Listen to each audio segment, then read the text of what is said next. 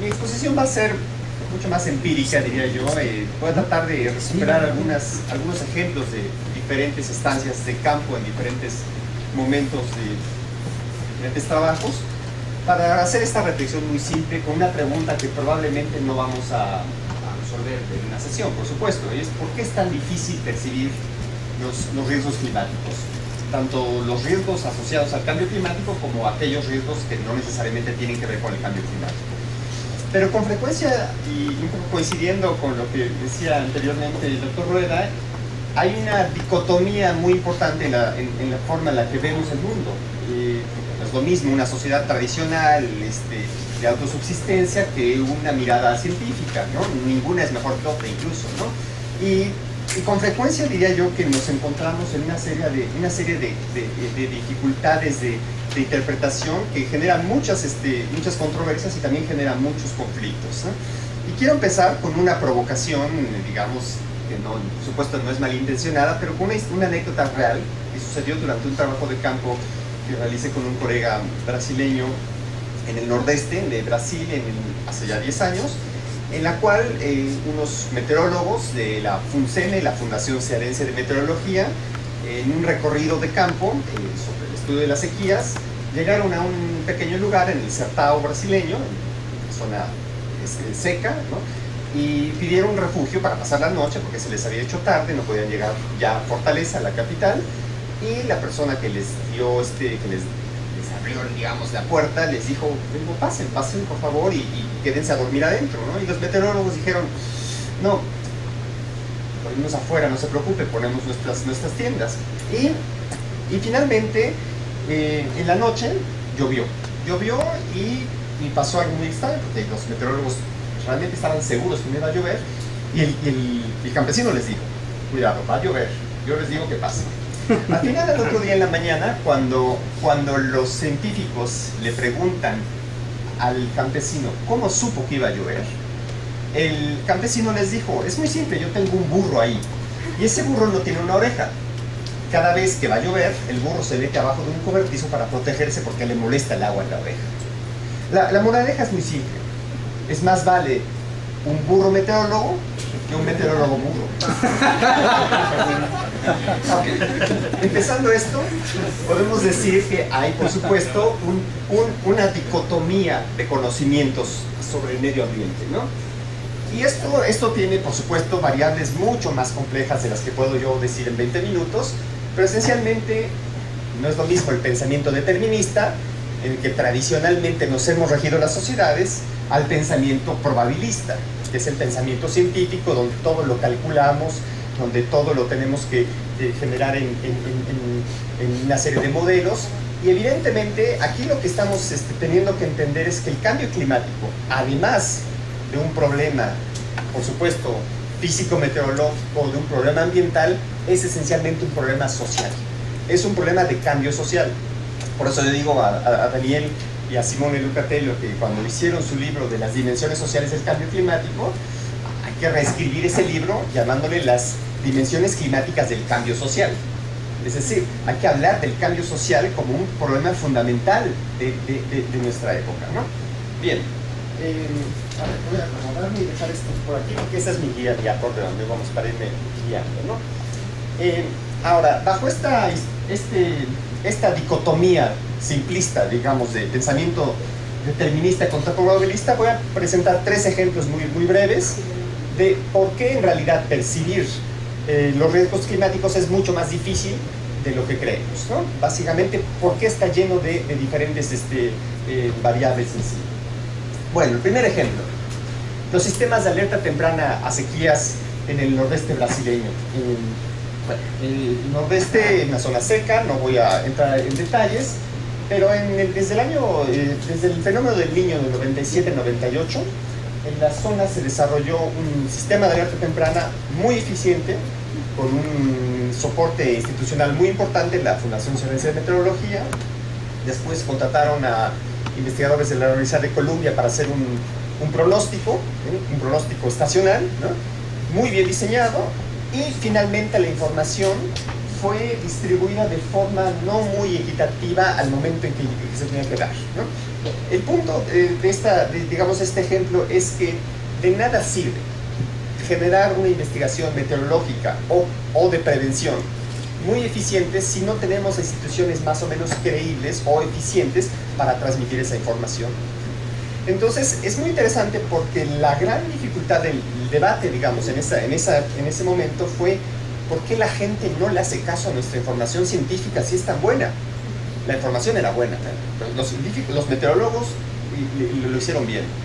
Pero el problema es que el gobernador en curso dio la información, privilegiando la información a ciertos grupos cercanos digamos, en un contexto electoral, por supuesto, como suele pasar también aquí, ¿no? Y el resultado fue una falta de, digamos, de homogeneidad en la información. A la próxima, los campesinos ya no confiaron en las instituciones. En pocas palabras, la información meteorológica o la información de prevención no importa si solamente es válida o digamos está bien o es exacta, lo importante es que tenga legitimidad.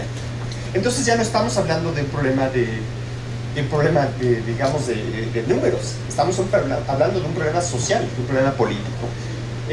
Bien, ¿por qué no funcionaron, digamos, a veces, por qué no funcionan los sistemas de alerta temprana? Porque también, paradójicamente, así como es un sistema de seguridad, también nos dan un falso sentido digamos, de seguridad. Es decir, la forma en la que está cambiando la sociedad hace que le demos un valor, digamos, tan importante a la tecnología y a la información, que las amenazas ya nos parecen irrelevantes. Digamos, tratando de establecer un diálogo con lo que en la exposición anterior, se dio un aviso de alerta en el huracán Ingrid y Manuel. Bueno, sí, la fiesta, el 16 de septiembre, pero posiblemente también esa sensación que nos da la tecnología de vernos más seguros y de pensar que la amenaza es más irrelevante. Es un punto a considerar, ¿no? Bien, otra cuestión otra crítica, digamos, a los sistemas de alerta temprana es porque a veces justamente los riesgos parecen menos importantes y como dije hace rato, la credibilidad de la institución a veces es puesta en juego, y porque finalmente los sistemas de alerta temprana no resuelven los problemas de fondo. Bien, a otro punto.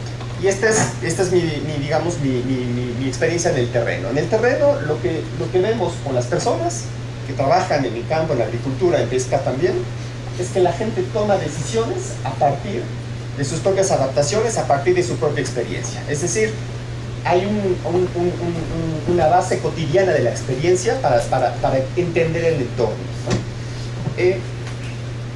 Es decir, como dije hace rato, aquí está, por ejemplo, esto es también en Brasil justamente, y este es un campesino que toma, ¿dónde está? Así que guarda sus granos de maíz para la próxima temporada, ¿no? Es decir, pero su conocimiento del entorno está ligado a una temporalidad muy específica, que es la próxima temporada. Y guardemos ese paréntesis, el futuro, porque el futuro es importante para entender el cambio climático también, ¿no? En fin, entonces, regresando a lo que veníamos diciendo, hay una base, digamos, básica, que es el conocimiento empírico. Es decir, no hay una base probabilística, hay una base empírica, ¿no? Ok. Ok, otro punto importante. La toma de decisiones generalmente de campesinos y pescadores se hace a partir de la experiencia personal, no de agentes externos. Entonces hay un punto importante. Cuando la información llega de afuera, ¿sí?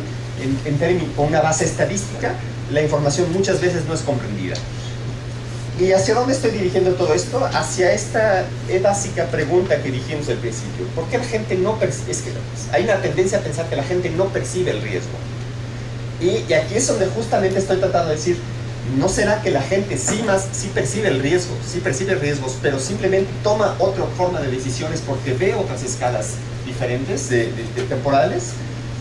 Bueno, ok, seguimos con algunos ejemplos. Esta imagen que les presento aquí es una ilustración de Pedro y el lobo, ¿no? Este lo puse como paréntesis porque cuando hay un sistema de alerta temprana, se anuncia una amenaza, pero esa amenaza no ocurre, la gente no vuelve a creer, ¿no? Y esto es Pedro y el lobo, ¿no? Ahí viene el lobo y finalmente no llega. Eso en psicología social tiene un nombre, se llama disonancia cognitiva, ¿no? Es cuando un sistema de valores deja de ser creíble a fuerza de repeticiones que no ocurrieron, ¿no? Bien, vamos a buscar otro ejemplo. Y este es inundaciones en Motocintla en 98 y 2007. Son dos casos, así es que es voy a simplificar, digamos, ¿no? En el caso de Motocintla, la pregunta que estoy presentando aquí es ¿por qué los reubicados regresan, en algunos casos, a las zonas de riesgo? Y esta pregunta empieza justamente por la primera, por el título de la presentación. Cuando hice trabajo de campo en Motocintla, la gente de Protección Civil me decía, pero es que la gente no percibe los riesgos, es que la gente no percibe la inundación.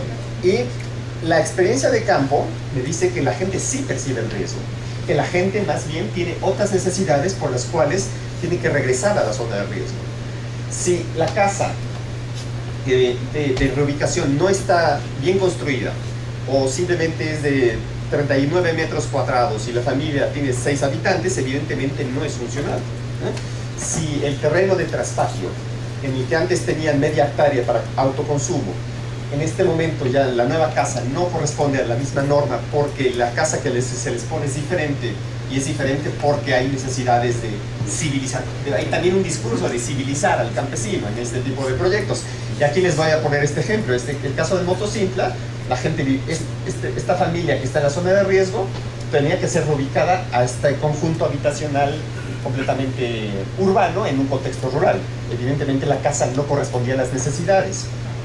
Esta seña significa que esa casa tiene que ser evacuada. Bueno, si ustedes ven la postura corporal de las personas, no están muy dispuestas a irse. Incluso aquí la señora va a moler maíz, ¿no? La razón por la que la familia se queda en la zona de riesgo es porque la gente sí apuesta por quedarse en la zona de riesgo. La gente está asumiendo el riesgo, está tomando el riesgo, e incluso acá está calculando cuánto le cuesta vivir aquí y perder cada 5 o 6 años colchón, refrigerador, etc. Y algunas veces les sale más barato vivir aquí, ¿sí?, que vivir acá.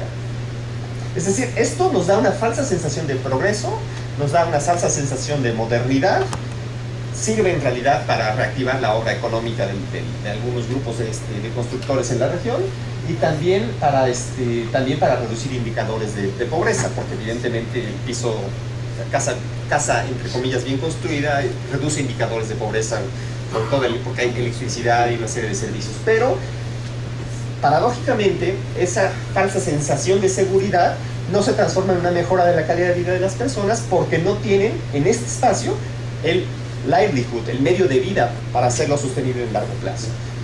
Si ven en esta foto hasta al final este humo, es que ahí está el tiradero de basura en realidad, pero es que no hubo un mejor terreno para construir.